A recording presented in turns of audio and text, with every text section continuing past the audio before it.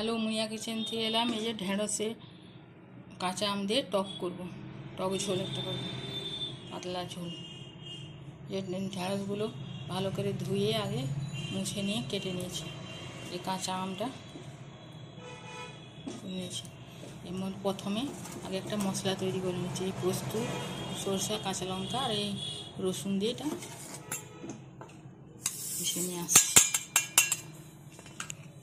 এই সরষা পোস্তটা পিষে নিয়ে এসেছি।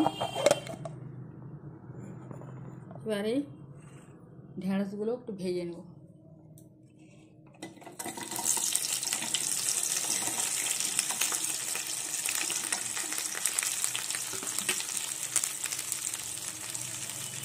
একটু হলুদ গুঁড়ো,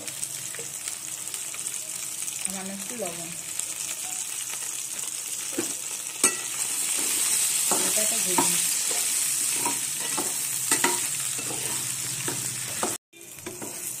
এই ভেন্ডিগুলো ভাজা হয়ে গেছে, তুলে নিচ্ছি।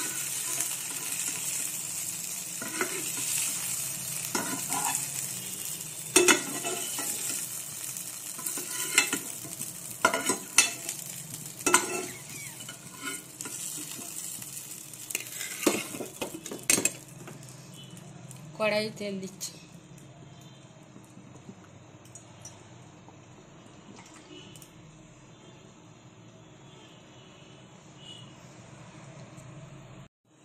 এই তেলটা হয়ে গেছে, এক কালো জিরেও দিচ্ছি, পেঁয়াজ কুচি নিয়ে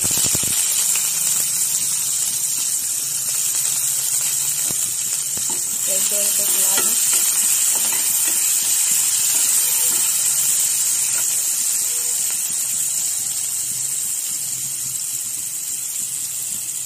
এই পেঁয়াজটা ভাজা হয়ে গেছে। এবারে সরষা পোস্তের পেস্টটা দিয়ে দিন।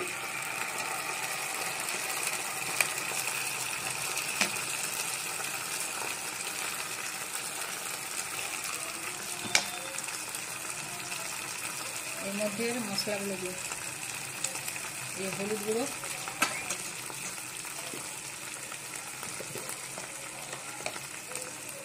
জিরা গুঁড়ো,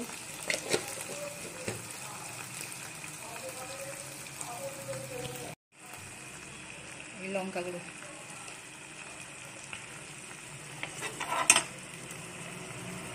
লবণ,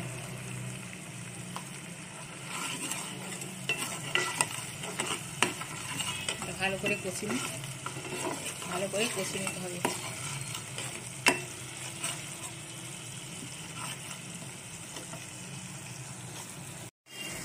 এই যে মশলাটা, পোস্ত মশলাটা কষানো হয়ে গেছে, যে তেল ছেড়ে এসছে, কষানো হয়ে গেছে। এবারে এই ভেন্ডিগুলো দিয়ে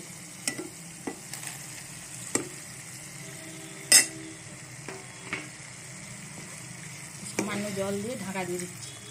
ভেন্ডিগুলো সেদ্ধ হলে কাঁচা আমটা দেবো।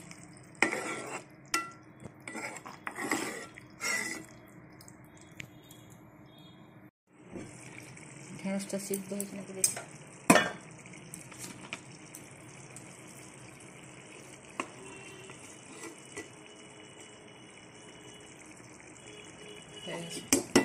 এবারে আমটা দেবো, কাঁচা আমটা। এই 3 পিস দিচ্ছি। আমগুলো খুব টক।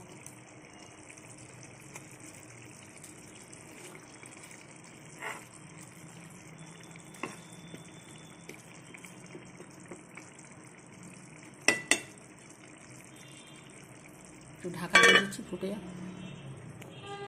ঢাকাটা খুলে দেখি আমটা সেদ্ধ হয়ে যাবে।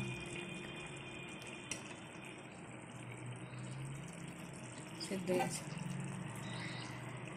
এটা নামিয়ে একটা রসুন লঙ্কার ফোড়ন দেবো। এই যে ফোড়নের তেলটা হয়ে গেছে, এই যে রসুন কুচনো দিচ্ছি।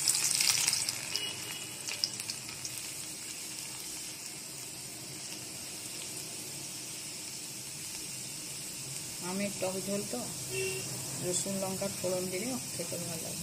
এই লঙ্কা কুচোগুলো দিই।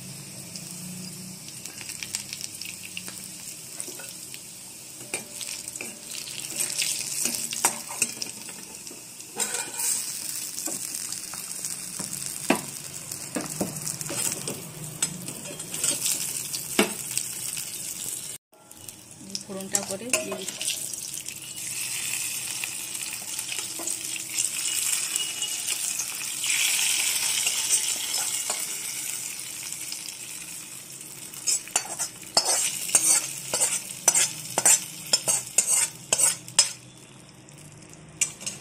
হলো কাঁচা আমের টক, ঢেঁড়স দিয়ে কাঁচা আমের টক টক ঝোল। এই যে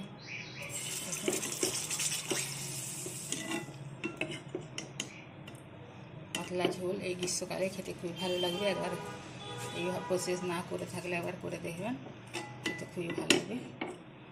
এই বলে ভিডিও শেষ করছি। মনিয়া কিচেনকে like, comment, share and subscribe করুন।